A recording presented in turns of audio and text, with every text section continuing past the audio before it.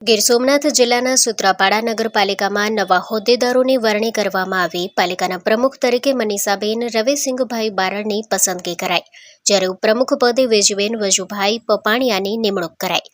પાલિકાના કારોબારી ચેરમેન તરીકે નરેશભાઈ નથુભાઈ કામડિયાને જવાબદારી સોંપવામાં આવી છે।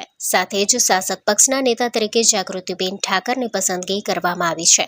પાલિકાના દંડક તરીકે રામસિંહભાઈ વાણવીની વરણી કરવામાં આવી છે। નવી ટીમની વરણી બાદ કાર્યકરો અને સમર્થકોમાં ખુશીનો માહોલ જોવા મળ્યો।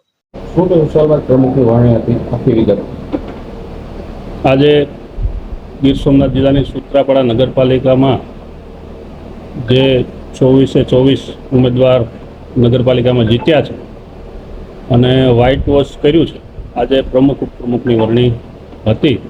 માં પ્રદેશ પાર્લામેન્ટરી બોર્ડે જે નક્કી કરીને જે નામો આપ્યા છે, એ પ્રમુખ તરીકે મનીષાબેન રવેશીભાઈ બારડની સર્વાનુમતે વરણી કરવામાં આવી છે અને ઉપપ્રમુખ તરીકે વેજીબેન વજુભાઈ પંપાણી, આ બે નામો ઉપર સહમતિથી સર્વાનુમત વરણી થઈ છે।